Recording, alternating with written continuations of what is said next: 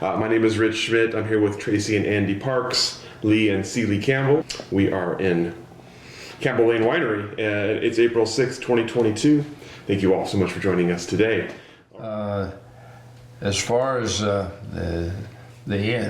property, we bought the property back in the 60s, and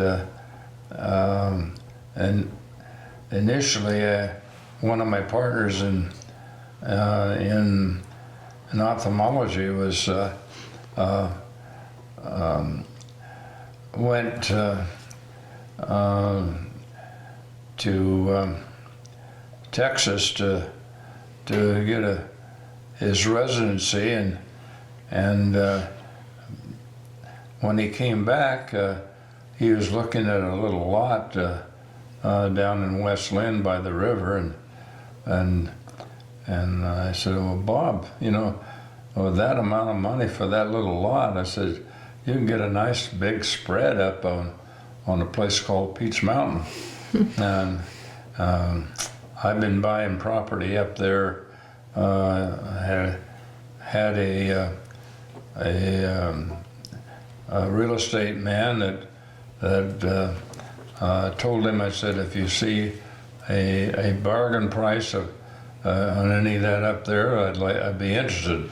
I don't want to see every listing you have.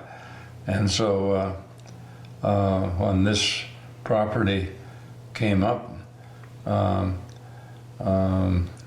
was well aware of where it was and what it was, and I was able to pick it up and then ask Bob if he'd liked that piece that he liked so much up there, and didn't get around to putting the money down on it. If he still had some a desire for it, and he said, oh yeah, he said, I just too slow, and somebody else bought me out. But anyhow, we ended up him coming up and building a house right next door here, and I told him, I said, you just pick a spot anywhere on the property and have your home, and when our children are out of the house and in Oswego, we'll come up and join you. And that's how we got here. His idea of developing the property was to have a Christmas tree farm, and we tried that, and after 5 years of nourishment before you have any kind of a harvest, and all the costs and maintenance it is to develop your end result is pretty. If you're lucky, it's a wash and becomes a hobby. And I thought, I've got better hobbies in mind. I thought I'd kind of like to get into some winemaking, and I'd rather grow grapes and lose money rather than Christmas trees and that I can't drink. So we started out as amateurs. Ceille and I planted, hand planted 2.4. 2.65. 2.65, yeah. Acres right up here underneath the power lines, and hand watered them, and said yo-yo, and you're on your own. And that's how it all started. Yeah. What year was that? That was in the late 70s. Yeah. And then our youngest child, Tracy, was finally out of the house so that we could come up here and and build this house. Our son, by that time, designed the house as a passive solar home, and we moved into here in '79.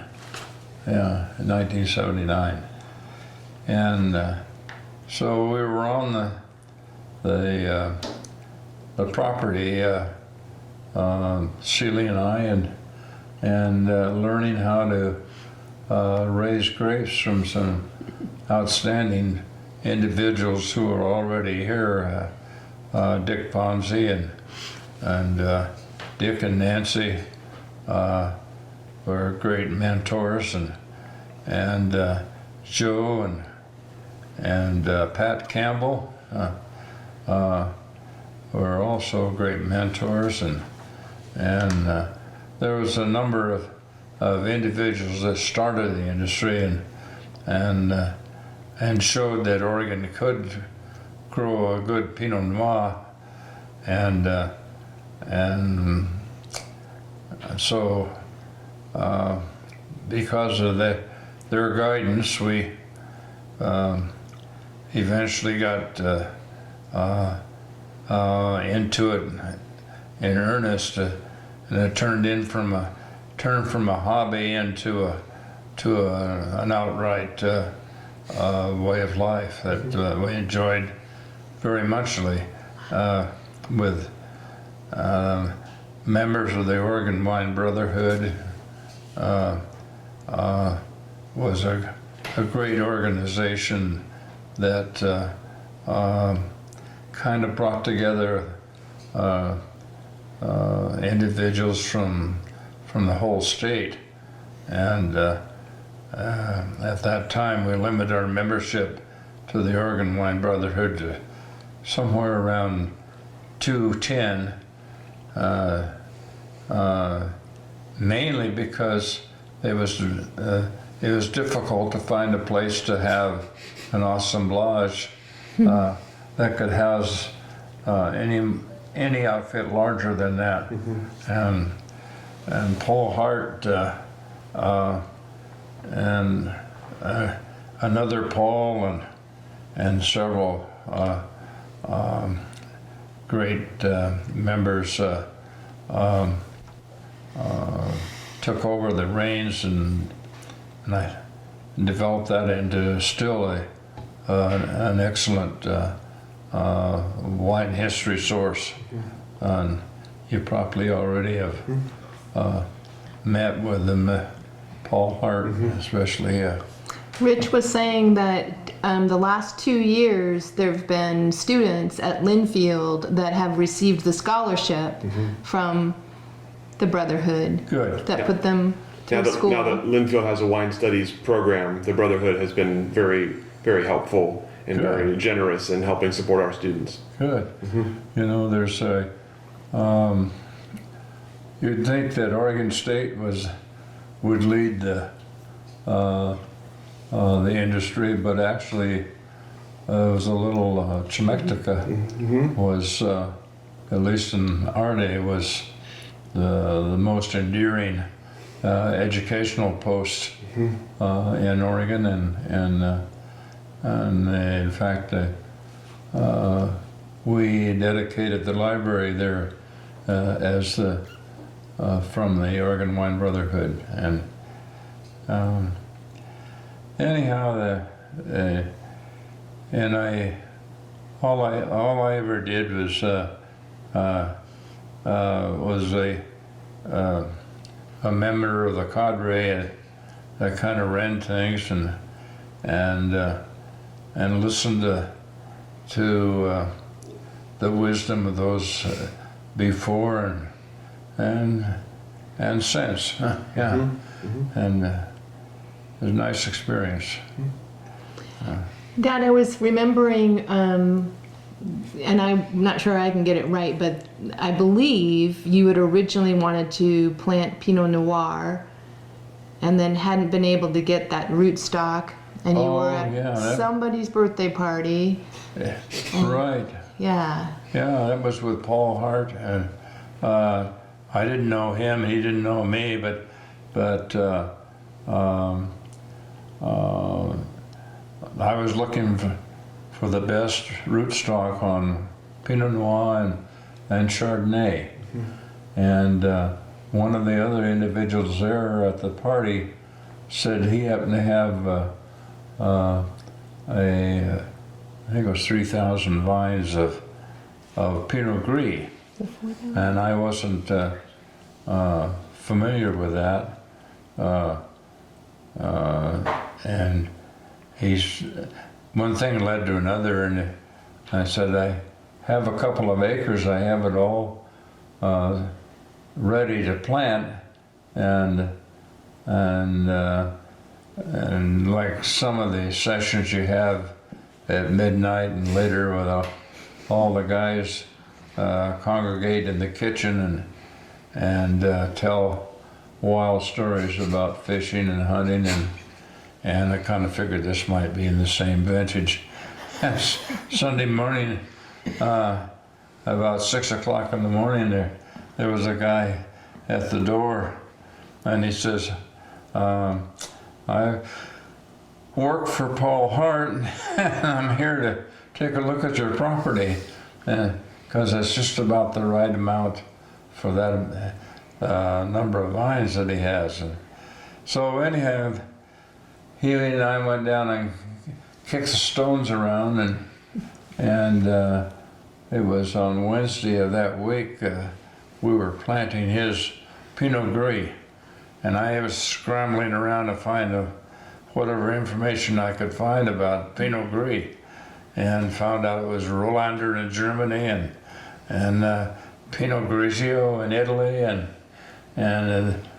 so that was the start. Bare vines, no overhead watering or anything, and as we said in the military and the Naval Air Corps, a yo-yo, I mean, yeah, you're on your own.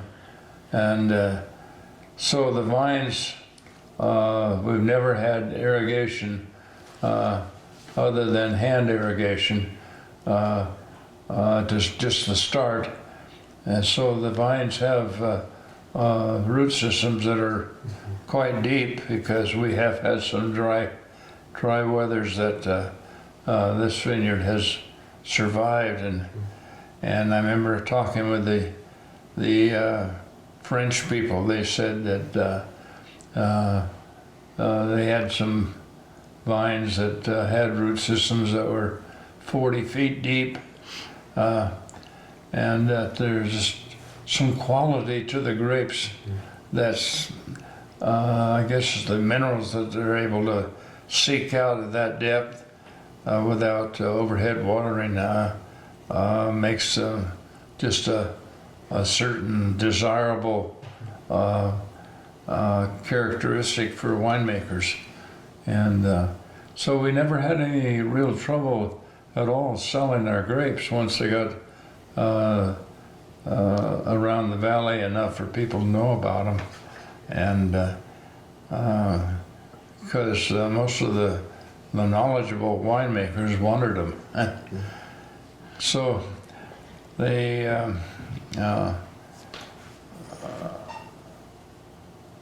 the thought of carrying on in winemaking for me was kind of, I still was an ophthalmologist in active practice, just didn't have the time, and I didn't think the finances either till I heard about this special way of financing. Vineyard management company. So probably the thing that's interesting is, so that interaction of being introduced to Paul Hart led to that first 2.65 acres, which our understanding, I don't know if it was Paul or somebody said, was the largest planting of Pinot Gris in the nation at that time. It was the largest planting. It wasn't the first planting of Pinot Gris Right. in Oregon. Right. Yeah. But it was the largest. And Dad's, so the vineyard is under the LLC is Stone Ridge Vineyard. That's Dad is still Dad and Mom own Stone Ridge Vineyard, and then kept expanding as there were more and more buyers for the grapes, exclusively in Pinot Gris. And you probably have a story about why you named it Stone Ridge. That's easy. Yeah. All you gotta do is turn the soil down there and see all the stones they grow. And the amazing thing about it is that you go in, you clear out all those stones, and you think, oh, that's done. And doggone things grow more stones. And the next year they do. Something happens. I don't know whether it's gravity, negative gravity, or what. Moves those stones up to the surface, and every year you can go down and harvest all the truckloads of stones you want. Yeah. Unless you're growing Pinot Noir, and then you move them, but you don't necessarily have to. Yeah. So I remember a story too, like when you were hand clearing this, there's a big PGE power line that comes through here, and as Dad said, he would. Oh yeah, we had our son and a couple of his friends, and I'd taken a long pipe, and I fashioned a point on it, and there were a lot of stumps, big stumps, and in those days I could pound that pipe underneath the stump and create a little cave, and then go over here to Clackamas, and I bought a case of dynamite and dynamite caps and all, and thread 2, 3, 4, 5 sticks of dynamite down through that tunnel, and then to bring it out and take the 2 wires over to the tractor and put them on the battery, and kahoom, and away they go, and the stumps come out of there. They look like a Saturn rocket coming up out of the air and going like that. And I remember one of them down there. I thought, oh my gosh, is that stump going to go high enough to catch those wires? But it didn't. But anyway, we blew stumps to clear the land and plant grapes, and nowadays I don't think you can get you've probably got to go through a myriad of permits to even get a stick of dynamite. But down in this little cottage down there, I had a whole case of dynamite and a box of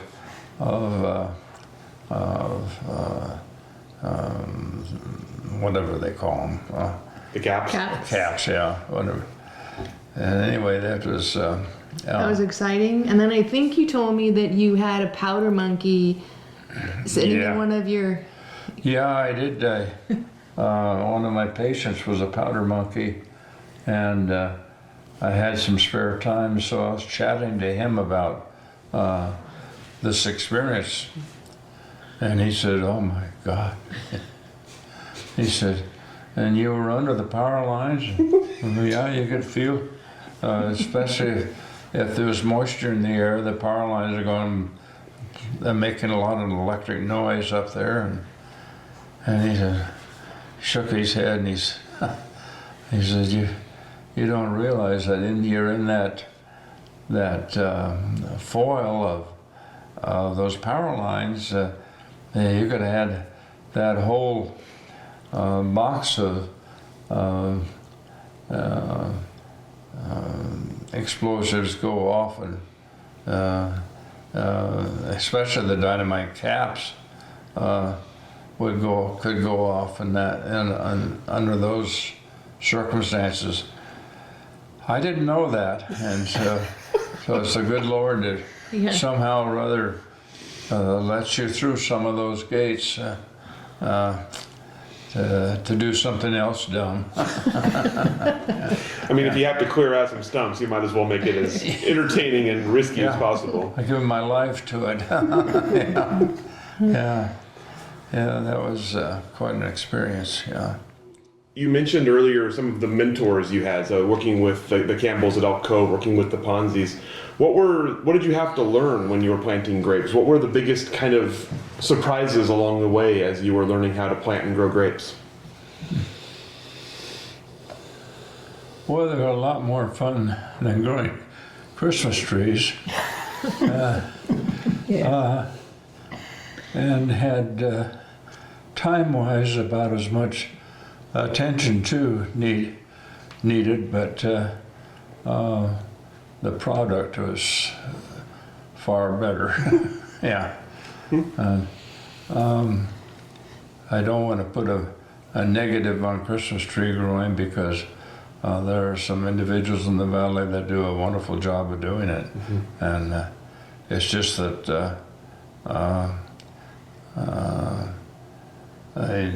I met a different type of people in the wine industry, and I kind of had a feeling for the chemistries of winemaking. Chemistry and mathematics were the things that got me grades enough to get into medical school. 3-hour class of English lit about killed me. Yeah. Reading about Beowulf slaying 4 dragons and 50 feet of water was not to my greatest interest. I'm sorry. When you planted, I know you planted them and you would take down the carboys, fill those carboys with water and milk cartons to water that initial planting. Were you doing all the pruning and the caring and At that time, I had an individual, and I've forgotten his name, but who actually planted them, and then Ceille and I took care of them from there on. Yeah, and he came by and helped. Paul Hart would probably remember the fellow's name. It seemed like Ware or something like that was his name, and I think he's still very prominent in the valley in nurturing different vineyards into blossom and success. So did the Campbells and the Ponzis give you more than what you could find in, I mean, given that there wasn't computers or anything, kind of that how to prune and what to look for and the disease sort of, is that the sort of things that they mentored, or? No, most of that I read about. You did? How to properly prune a grapevine. Dad is dyslexic, so but when he reads, as you can probably tell in this conversation, and it gets in there, it never gets out. So he underlines and a lot of underlining, right? Yeah.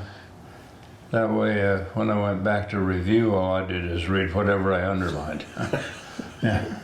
That cut a tremendous amount of the book out of the way. Yeah. What did you think about the wines you tasted in Oregon as you were getting started? What were the wines here like at that time? Did you enjoy them? I did, but my knowledge of sophisticated knowledge of wasn't there to begin with. As wine tasting with the Oregon Wine Brotherhood and the likes, we get together and cook up a meal for a group and every month and bring our best wines and talk about our favorites and why, and we learned a lot of it by osmosis, just existing and listening to your friends conduct different wine sessions that's kind of how we got into it. None of my family was in the wine industry, and nor Ceille's family either. What about the test vineyard? When did that, what you call the test vineyard, was that before the Grey went in or after? No, that was before. Before. Yeah, that was back before we moved up here. I had a little test vineyard down there where the cottage is, and I tested about 9 different varieties of grapes, and finally ended up with that Pinot Noir and Chardonnay were the two I was looking for and didn't get. Planted Pinot Gris.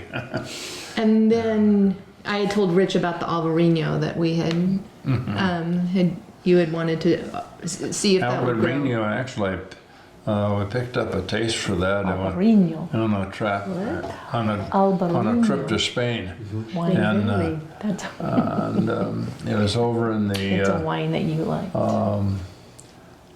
just west of the mountain range between Spain and France. Spain. In that area were the individuals that España. planted this particular type of grape, and that I just liked it so much that I have some of it down here, but I never did move it into anything. I never did sell any of it. Just made some for myself and Andy's friends. crafted. And I think Andy's made some good. People say, "When are you going to sell this? Can you sell this?" And it's like, no. But he's such a small amount. It's yeah. commercializing it, other than for your tasting group. Yeah, they've enjoyed it. The wine club members have enjoyed it. Would be, I think I don't just think I know. There's an individual. I can't think of their name at the moment, but down in close to Roseburg, that does sell and make really a good use of that variety. It's rising in popularity, I would say. Yeah. There are people dabbling in it all around now, which is kind of interesting. Are they? Yeah. Yeah. Not a lot, but it's one people are starting to look for as something of interest. So And it is distinctive to taste. It has a world of its own. Yeah. Yeah.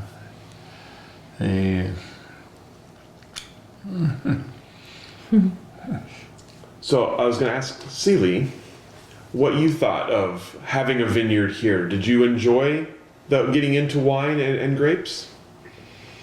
Well, yeah, yes, but I was, yes, all of these wonderful people. And I was the one who was running around looking, what's happening? Mom was a Spanish linguistics major, and so in the Brotherhood, Oh, that's she right. represented Spain, right? She was the España. ambassador to Spain. Yeah, she was the ambassador to Spain. Yeah. I did, love it. Well, I actually had lived in Bend. I'd moved to Bend previous to that, and I stretch this story, but I say that I spent seemingly numerous weekends of my high school years up working on the Christmas trees, working on the farm. And that's what I remember most about this property. But on this side of all that, one of the things that I'm the most grateful for from these two is the work ethic that I do have, which I wouldn't have had if I didn't have those and other experiences. And then we moved back, Andy and I moved back in 13 or 14? 13. Mom and Dad had moved down to Wilsonville, and then we were fortunate enough there wasn't anybody living here, and we ended up here, and then had do you remember the gal from Adelsheim was a big buyer of the Gris at that time. What was the name of the gal that came? She graduated from Oregon State. Kelly. Kelly Kelly. Gregory. Yeah, that's her name now, yeah. Oh yes, that's her name exactly. Kelly, and then Evan. Evan. Evan with Results Partners. Evan with Oh, Results Evan Meyer. Partners. Okay. Yeah. Evan and- Bellinger.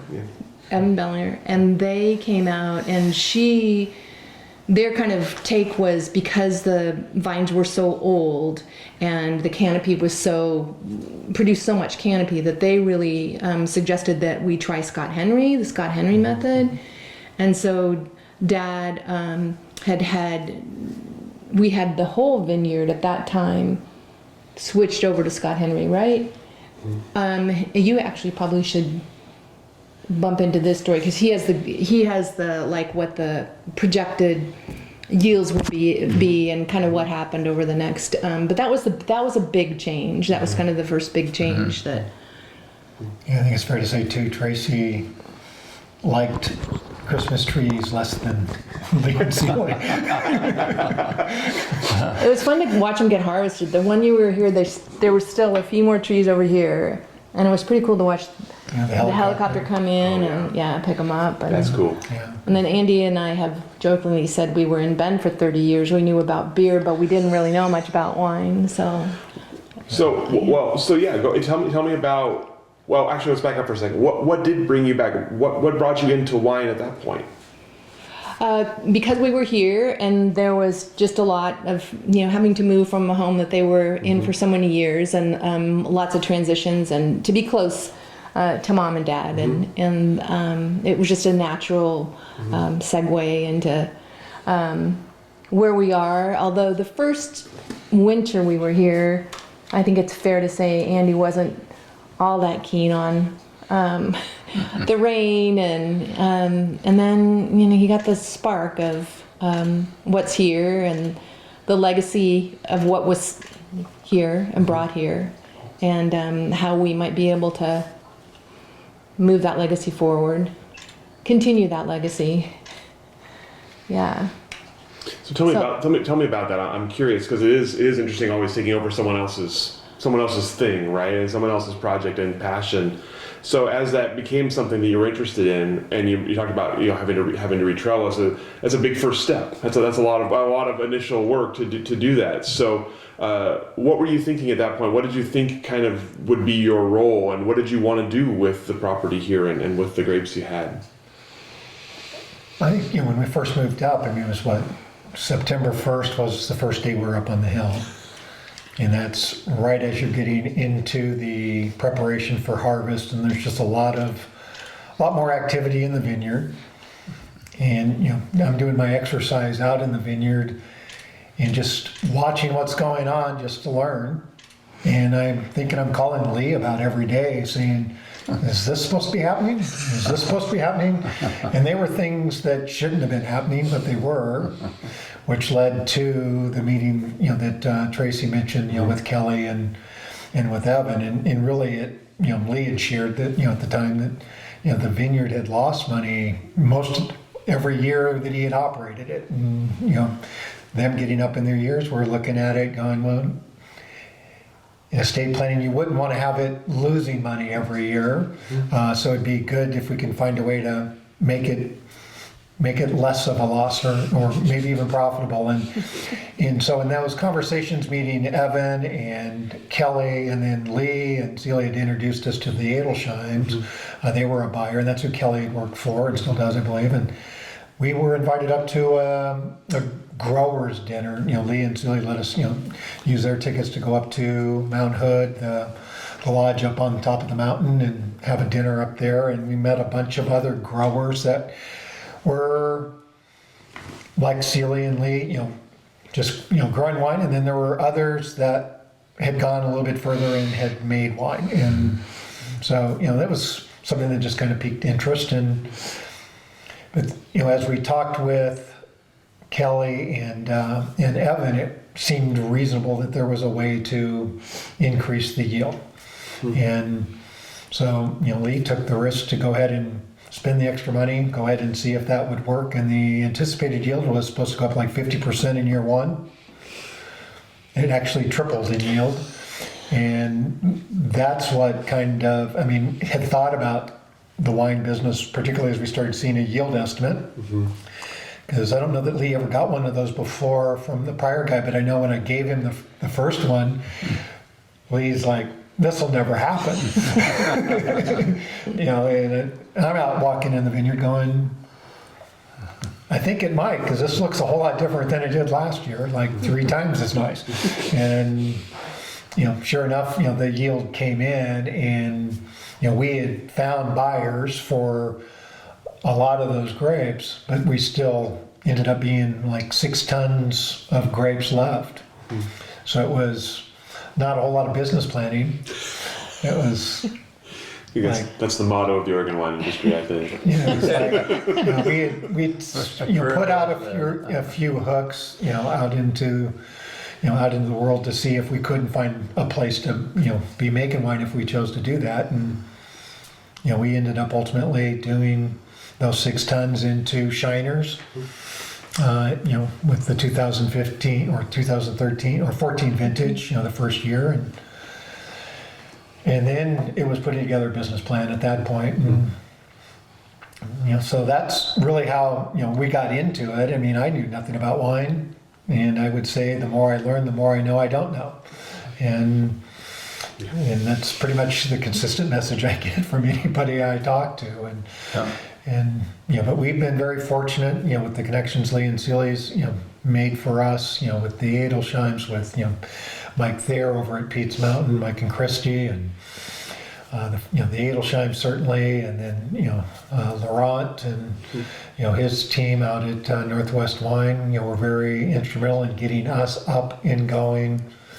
And, fortunately, the business model changed some from the days, Leigh first got into this, to where there was this specialization of winemakers that, could make your wine.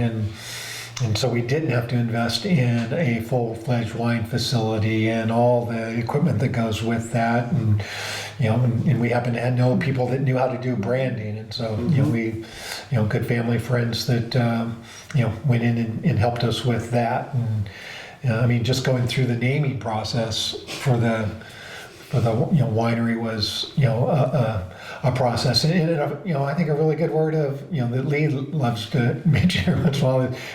Everything out here seems to be serendipity. I don't. He mentioned when he bought the property and so forth. There was no mention at that time that this was something he bought to do a vineyard on, right? Well, it turns out that it's an ideal property with the southward facing slopes, lots of volcanic soil. It's just an ideal site for growing grapes on that side of the hill, and Christmas trees are, our plan is to put lavender where the Christmas trees were. And, so that's, it's just serendipity that was that much like, serendipity that they built their house on, it ends up having a street name called Campbell Lane. They didn't know it at the time. There was no street sign here when they bought the property. There was, no 205. It was, him and his, business partner, Bob, coming up and saying they wanted to name it Highland Road, and they go into the county to do that. And the county says, sorry, it actually already has a name, and it's Campbell Lane. And I remember when I first heard that story, I was like, yeah, right. Like that, really? That happened. And then I'm pulling up old maps on the county's website. Sure enough, there it is, Campbell Lane, and also known as County Road 283. And it must be like the shortest road in the county system. And at one time it went all the way over to Mountain Road, but it's been vacated since then, and so it's this one dead-end street. And so here he has this property that's halfway. It's right in the middle, up on top of the hill between Mountain Road and Pete's Mountain Road, southward facing hill, privacy from all. People don't even know it exists out here, and so it's great to have people that come out here and get to see this property and feel like they're in their backyard, but they're 20 minutes from downtown Portland. It's pretty amazing.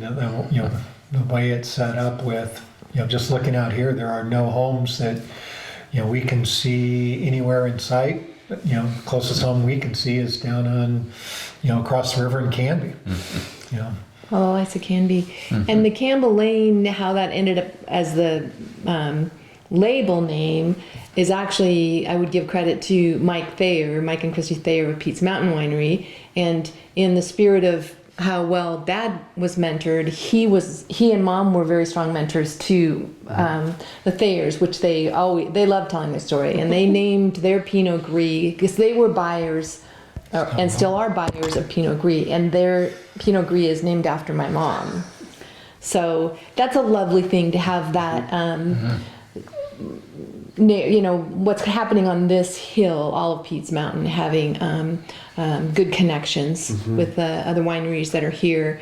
But we had tried a lot of names that we were running through, finding out if we could use them, and they were all they were either taken or too close to something. And then we had really thought about highlighting these two because there's this wonderful picture that was taken of them that then was turned into a caricature. So we had thought about that, but Dad's like, I don't want my picture on a bottle, that sort of thing. So we were really at a dead end. And then Mike Thayer comes wandering up, knocks on the door, comes in, he goes, I know what you can call the wine. And we're like, what? And he said, Campbell Lane, because it fits, it's the story, but it's not, quote, anyway, so he's the one who came up with it. And it was perfect. That was how that all worked out. Yeah. And then you might share how we ended up, grafting the Chardonnay and that story, and then planting the Pinot Noir. Yeah, please. So I mentioned, the yield tripling. And, so that, ultimately happened in 2014. 2015 came along, and that particular year there was just an amazing grape set based on our property. I mean, it turned out to be the best yield out of Stone Ridge ever, and it ended up being like 10 tons an acre. And I think Leigh didn't believe those numbers either. I didn't, when I was first looking at him, and Evan, he's going, I think these vines can carry that, and we'll keep a really good eye on it. And I did, and sure enough, we did our normal harvest of, say 6 tons. We hadn't sold a case. I don't even think we had a name yet for the winery. I think we were still in that, that process. So we still had, wine and shiners, and committing to 6 more tons, another 360 cases, thinking, got a lot of friends and family. And then, we had found buyers for, we thought, all the grapes. And, just kind of, prayed about it and said, there was a little bit left. And we, prayed about it and said, if there's no buyer by tomorrow morning, I guess we'll have more shiners. And got a phone call in the morning from Evan saying, hey, we've got a buyer. I was like, that's good. And then about 2 hours later, he said, there's still more grapes. What would you like to do with those?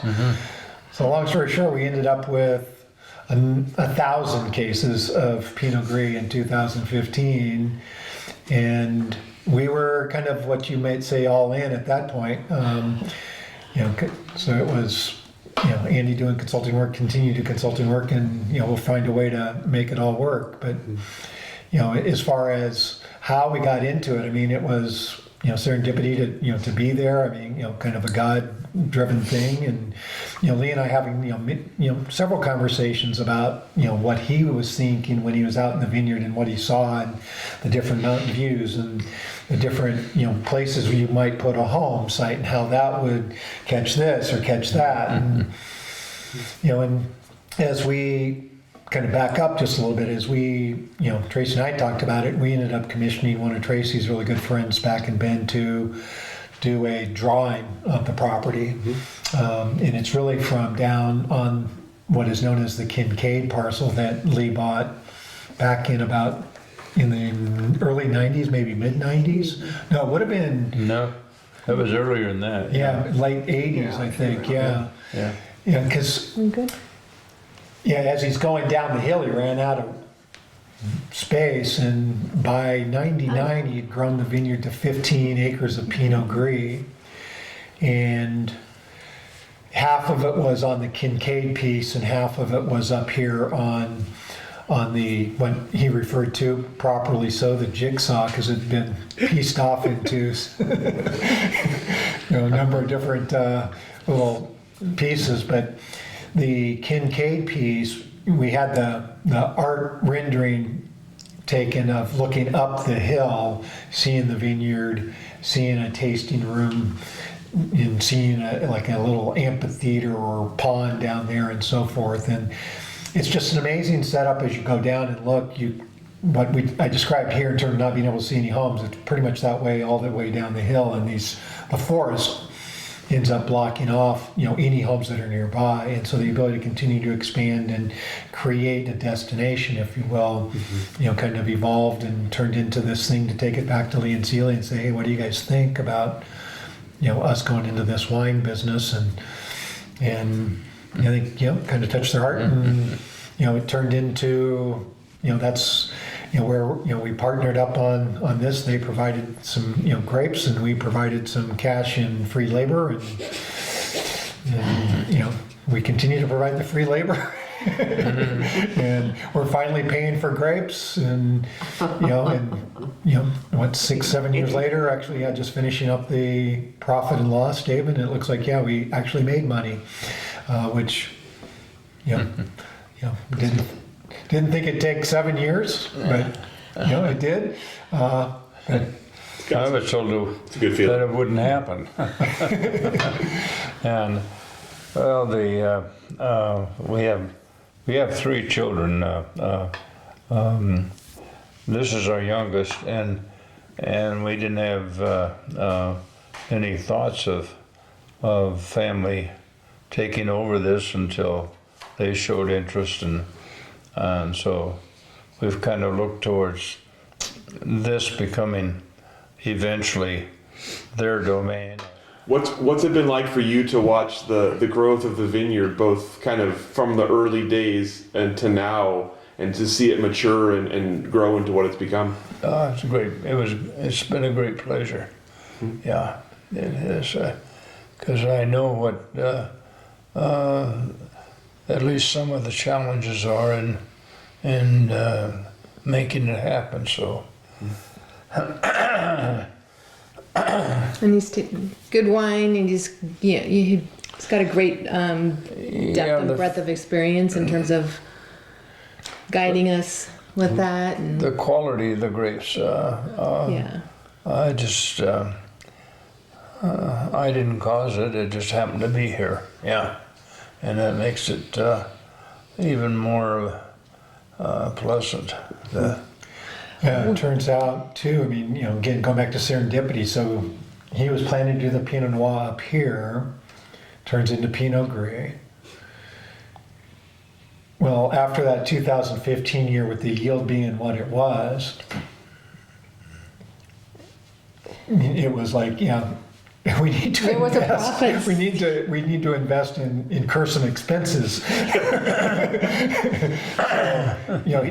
So 30 years later, literally to the year, so 85 was the planting of the Pinot Gris, 2015 was the planting of the Pinot Noir. So the guys came out, mapped out an area, took their soil samples, and really there wasn't a whole lot of soil to sample because it was nothing but basalt cobblestone.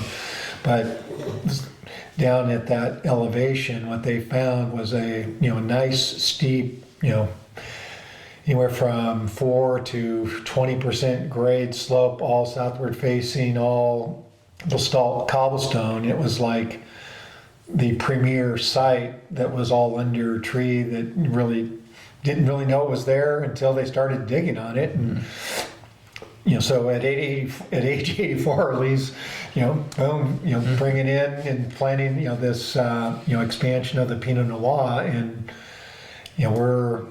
I think our first vintage was 2018, and turned out to make a really nice wine. We've gotten really good feedback on it. And, the 2019 vintage came out, and we're starting to pour, that in a reserve bottle now, and people are really liking that. And we have a new winemaker, today that, at first, I think the way I'd like to tell the story is he's a top-notch winemaker, Tony Renders, out at Tendril Cellars. And when Tracy and I first met him, he was nice enough, but he didn't seem all that excited about necessarily doing another label.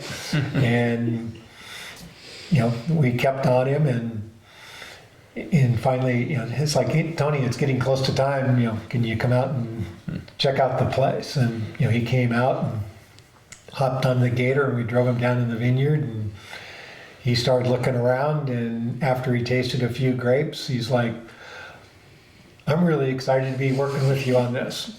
So, I mean, and it's been fun. We've just got his, first release of the rosé, which is, different than what, Laurent and his team make.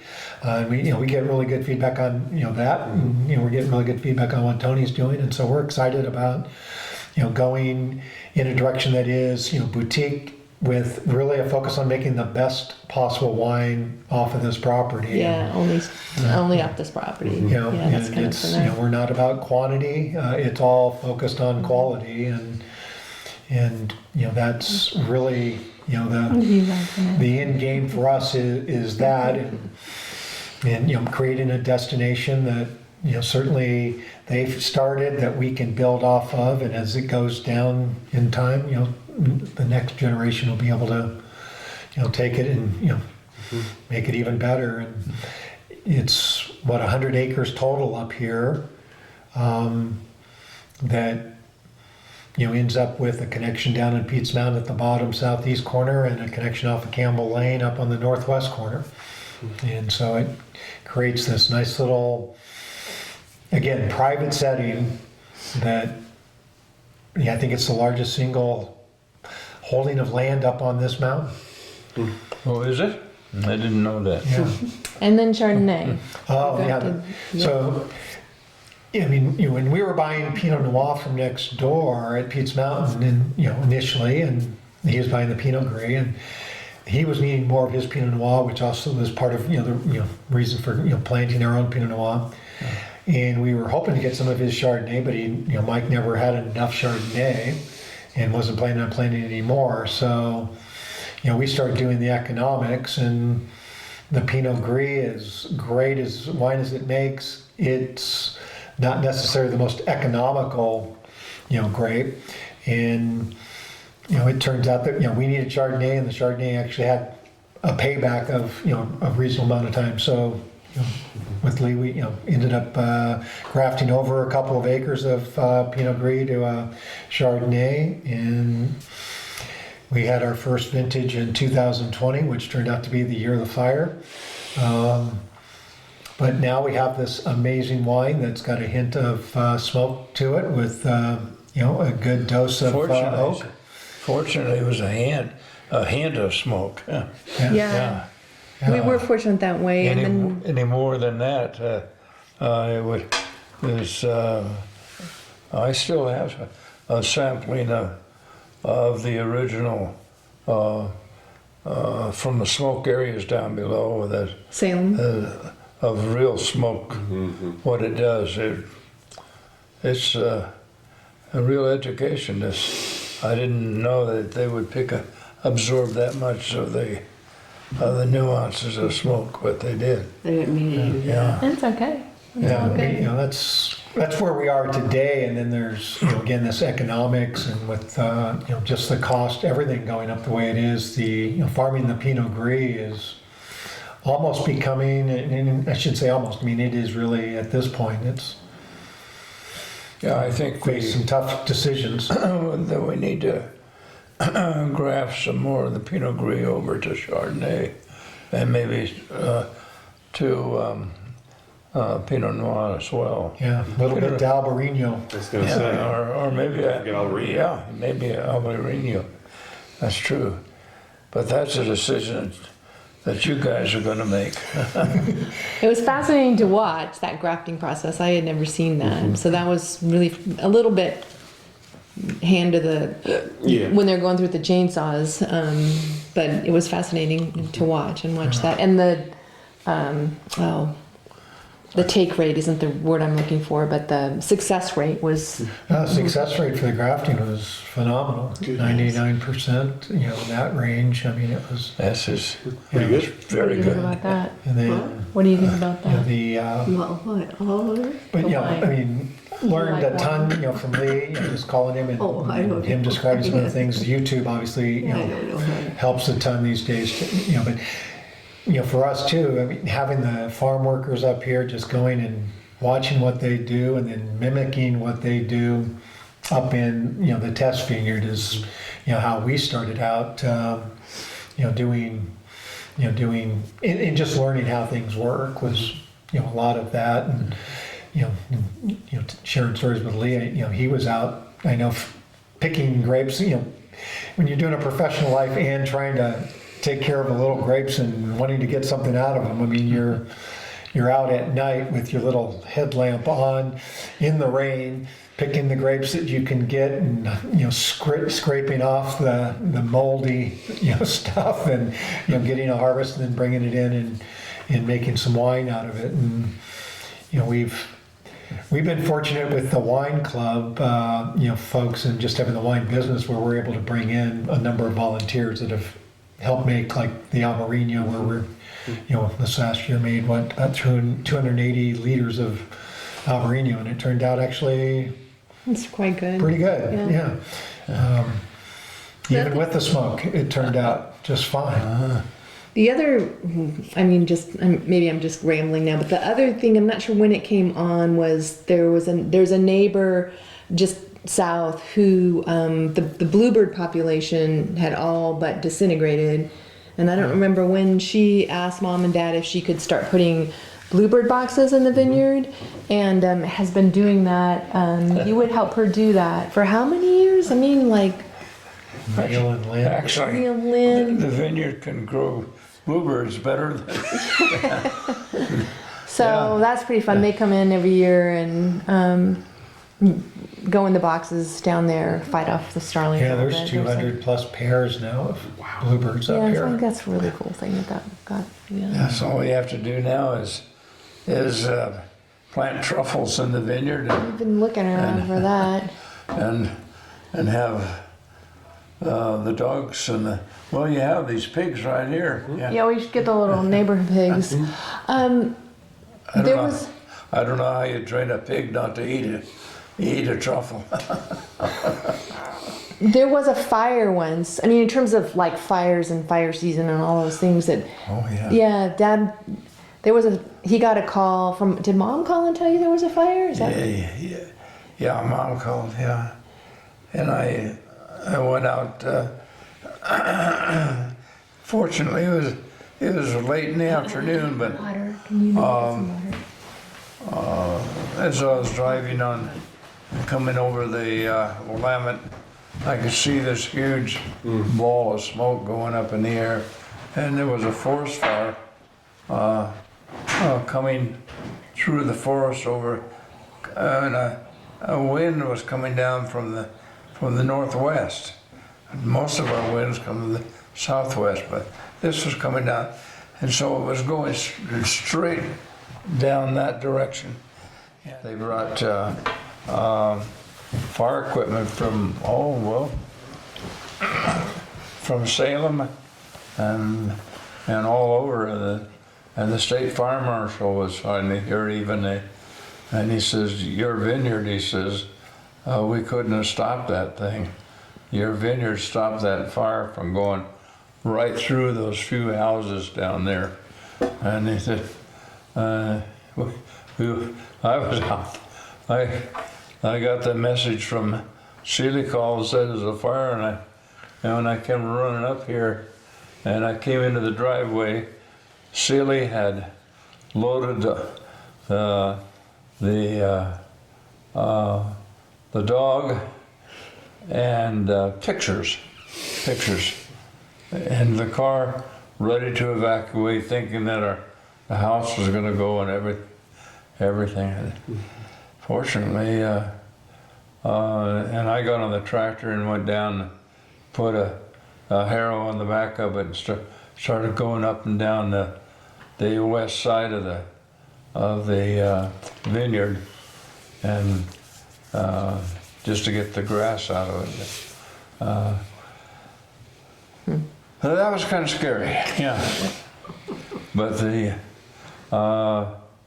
once the people that lived down in there, there was quite a number of them that didn't really care whether the vineyard was there or not. But after that, they were very happy that the vineyard was there. Yeah. So, as you look back, you've mentioned some pretty interesting stories, of course, along the way. Are there moments you look back on, and this is for anyone here, moments you look back on at this space that are particularly kind of stuck in your memory of a celebration here, or of a late night in the rain, or what are kind of the favorite moments at this space for you? One of my favorite was the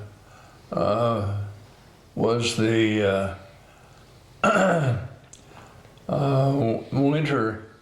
We had so much snow, and the county couldn't keep the roads open, and we actually, Ceille and I lived right here, all by ourselves. Fortunately, we had plenty of food, but electricity didn't work, so we didn't have any water other than I melted snow on a little, as I mentioned to you earlier out here.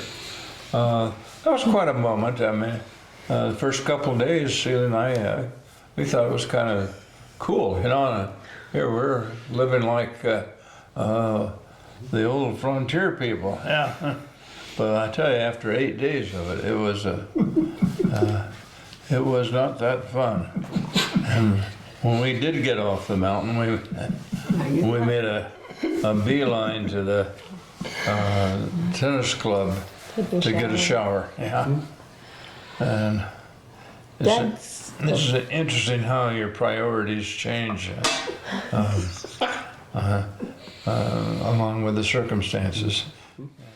So for Tracy and Andy, then it's been obviously a bit of a whirlwind. It sounds like for you since coming back, a lot of change, a lot of growth and decisions. What are the biggest sort of takeaways you've had getting into the wine business? What are the things that excite you the most, and what are kind of maybe the biggest lessons learned so far?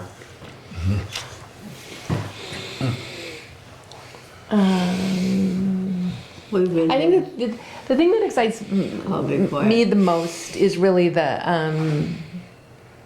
gratefulness of the people that visit, and the appreciation that they have, and the interest that they have in the story, and the interest that they have in a piece of acreage in this day and age being set aside. There's a trail called Mom's Trail that people can go on, and it goes through the woods, and that's where Mom used to walk every day. And so people will come up and walk, or they'll walk in the vineyard. During COVID, there was like first responders that, you know, when people were just really needed to get somewhere, you know, we had extended an invitation, and people would come up. And so what we can do to give people a good experience, and a moment of enjoyment, and tell a story. So I will tell one more story, which isn't related to the question that you said, and then he can. Please. So Mom's Trail, you're probably going to have to come in on this story. The way I hear part of it was, because all 5'2" of her, fiercely energetic and strong opinions, and she was walking through Mom's Trail, came back up one evening and was like fit to be tied, because she had come across a deer, and there was a poacher down there. She heard it, she saw it. Poacher was wearing a beige coat, light colored coat. This deer was gutted. She starts throwing rocks at the poacher, and she's ticked off. so she comes up and she is ticked off, and Dad was sitting out here and he got her a glass of wine. I said, just calm down a little bit. And then you probably need to take the rest of the story from there. Oh, yeah. We were sitting right there having our glass of wine in the evening, which we did on Friday, especially Friday evening. And here came a cougar right up to the window, right there to the window. And it came right up and it looked right at her. And I thought, this was, the event occurred on Wednesday, and this was just 2 days later. And then, but then's when I finally put it all together, because Ceille said, I saw the poachers down there, but it's this dog that I actually saw. It was kind of tan, well, and it went off into the blackberry bushes there, and she said, Ceille went over to the fence and threw rocks at it, and she told me. She said it growled, and I said, back at me, and I still didn't ring a bell to me at that time until it came and it looked right at her. It was beautiful, beautiful. Had the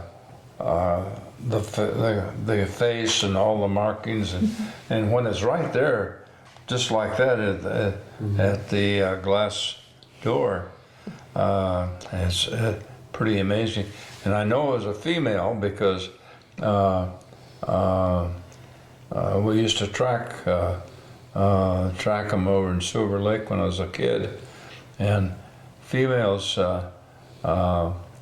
will drag their tail, and males go along with their tail elevated so that there's not that track in between the foot tracks, and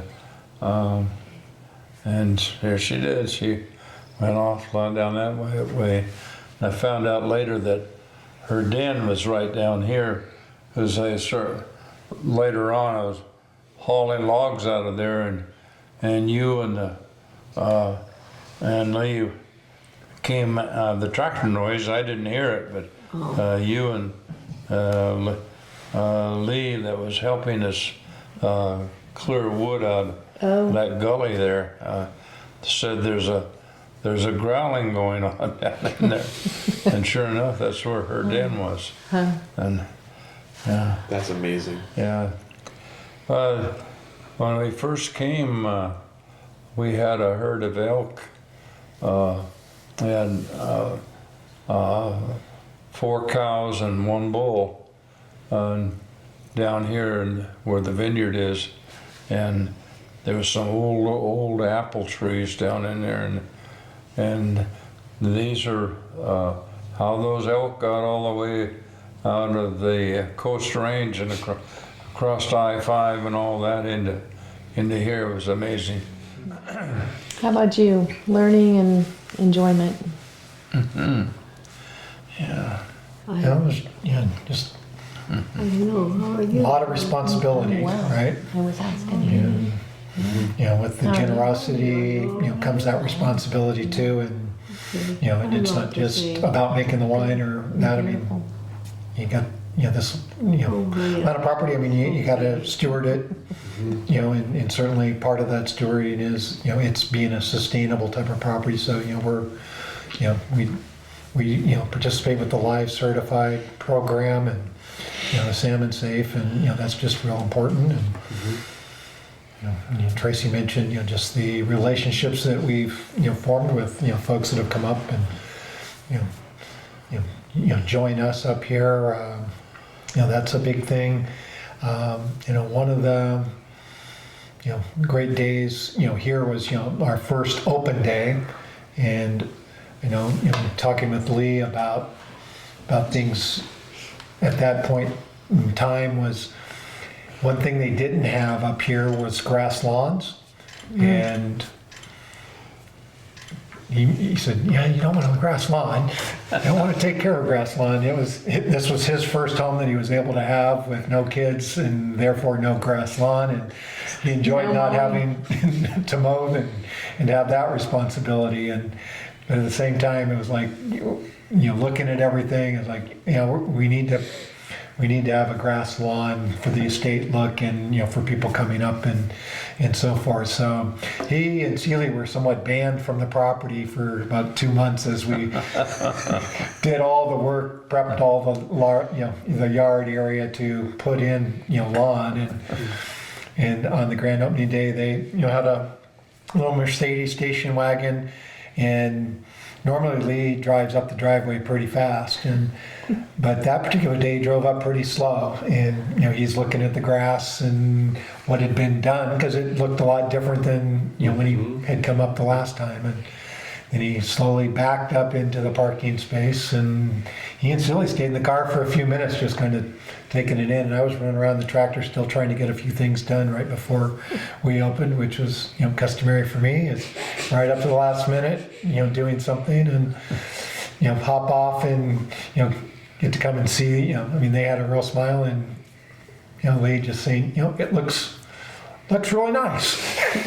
And so that was kind of the seal of approval. And each bottle of wine that we make or have made for us. Our first opening and tasting is with Leigh and Ceille, and just seeing the look on their faces, affirming that this is really a good wine has been very rewarding. And yes. And when they joined us, I think one story that comes to my mind too is they joined us out at Northwest Wine with the winemaking team for the first harvest of the Pinot Noir when they were doing the tastings, and they had 4 clones. 4 clones. And they had Dad taste and compare, and just his ability to eventually get it to. They were sort of right on a line in terms of what they were thinking and what he was thinking, and he'd scratch down the notes and he had a little taste. And anyway, that was a really good memory. There was Mom and Dad and Andy and his mom and his brother, and it was a good day. Yeah. So That's really cool. yeah, that was a good day. Yeah. You've talked a little bit about potential future plans, but let's talk about the future a little bit. Brand is obviously just getting rolling. Do you have plans in mind for the future? Do you have a size you want to be? Do you have anything else you want to do, or is it just kind of slow, steady growth at this point?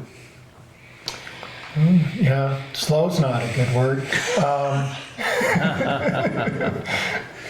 But we just actually received county land use approval for the next phase, which is to go ahead and be able to move the business out of the home. So like the Oregon Wine Pioneers, we've made really good use of this solarium room that Leigh and Ceille had built. It's a lovely room, and if this were all used for wine business, it'd be a great house for that too. But it's our home, so we're going to go ahead and move the tasting room down by the cottage that you drove past, and move the parking and all the transportation elements, away from the home and away from the neighbor's home and so forth. So, that's the next phase, and hit certain target numbers. We start looking at a plan that expands maybe the vineyard, but certainly the longer term plan is down on the Leigh vision that he had, and seeing how things worked in terms of getting things done, and it becomes increasingly more challenging. So the slow part of it is, if you go too slow, you may not be able to do what you want to do, and so for us is to move it along as quickly as we can, financially and otherwise. And Leigh had put in a well down on the Kincaid property, an ideal spot that facilitates the ability to grow, and got the connection I mentioned, road connection out to Pete's Mountain. So the ability to have something down there that, I think can be, we'll see. the vision would certainly be to do something magnificent on this property, and it deserves that, and it's not like they create any more of these hills, and so Yeah, this is the last hill, right? I was just coming up here today when you drove up out of Mary's Wood and all those homes and everything up there. That was just early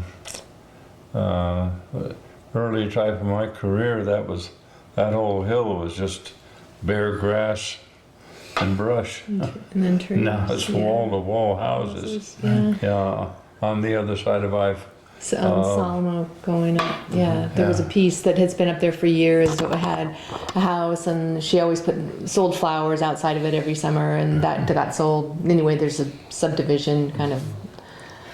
But out here, this area, it's like from the Tualatin River to the Willamette River.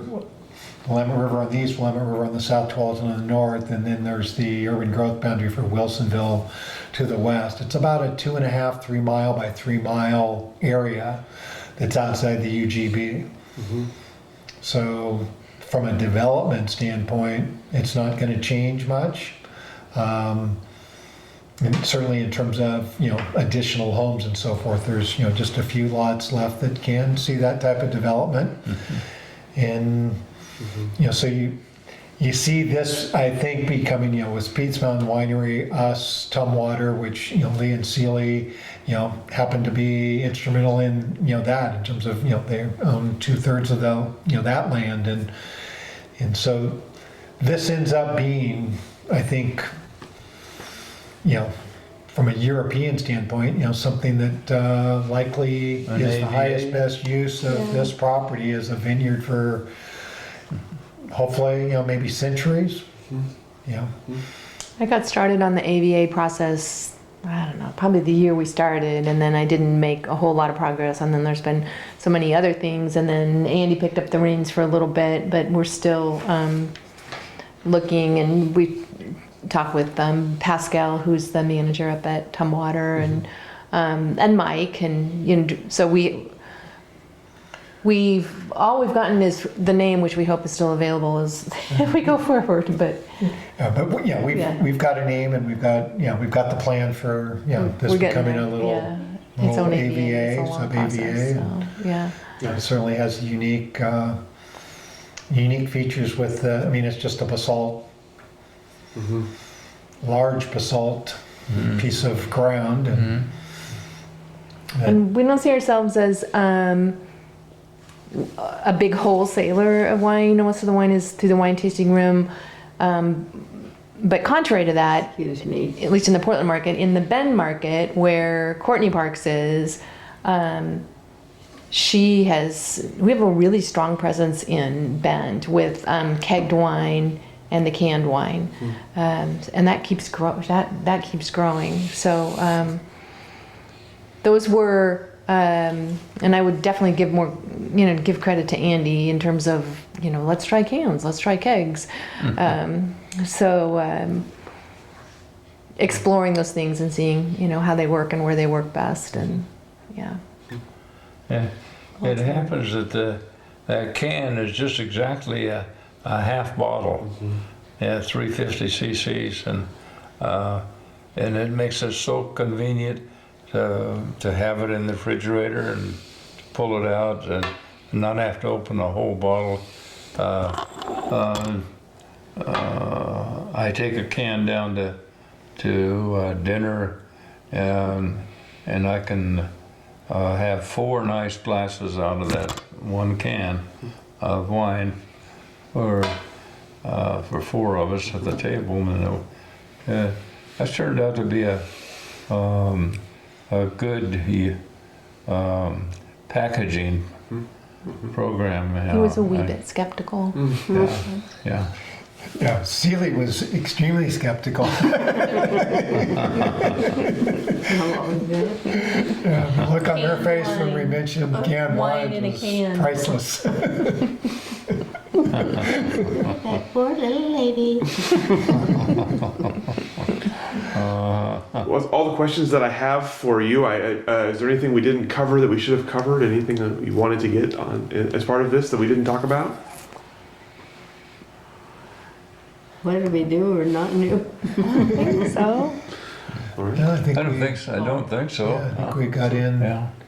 got in all the names for yeah. the folks. I mean, Oh, good. yeah, I mean, there's some great people in the wine business. I mean, you know, in the wine industry, and Yeah, they have. It's even comparing Oregon with some of the individuals I talked to in Washington, the sense of responsibility and amongst each other. I can go down and use someone else's tractor, or they can use mine. The exchange of equipment and knowledge is so free flowing in Oregon, and where that comes from, I don't know, because it doesn't exist elsewhere. Lots of times I hear people out of state talk about, and where do you get the equipment to do all this? Well, you just borrow from so and so. Yeah. You borrow it? Yeah, you borrow it. Yeah, yeah. You know, so there's I don't know who you credit that for. I mean, Johnny Appleseed? I don't know.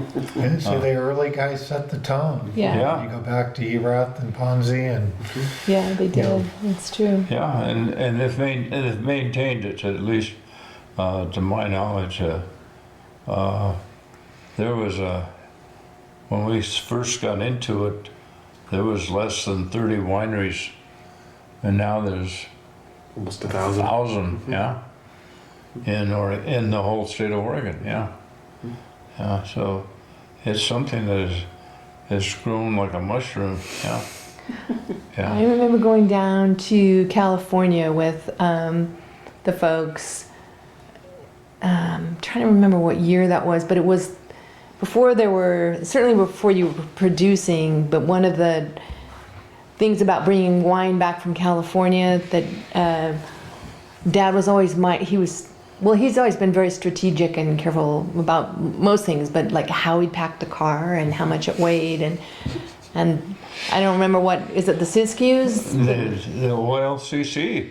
I mean, you were not allowed to transport wine from California into Oregon without going through the oil, getting the liquor license on it. No. And they used to actually, they'd camp out on the Siskiyous just south of Ashland, and at night, as you came up, the state police would be up there and they'd blink their lights, and if your lights didn't come down to a certain level, they pulled you over to check how much wine you had How in much the weight you trunk. had in the back of the car. Yeah, yeah. And so That's awesome. in those days, Ceille and I go down in the station wagon, and all our friends they had an order, and I think sometimes we had. I think the largest load I got in there was 32 cases. Oh. And Hopefully the OLCC can't retroactively. That's right. Yeah. The statute is way past. and our it had an automatic Mercedes balancing system, so that we could still do it. But if we got close to nighttime with that much of a load, I'd always stop in Reading and stay overnight and come through the following day. Yeah. But with that automatic suspension it had, at least you went along like this instead of like this. Yeah, yeah, yeah. That was, That's awesome. those were some trying days. Yeah. Who's, never mind. Thank you. Well, thank you all so much for Thank you. having us here, for welcoming and sharing your stories with us. And I'm going to let you off the hook. Thank Okay. you. Thank you.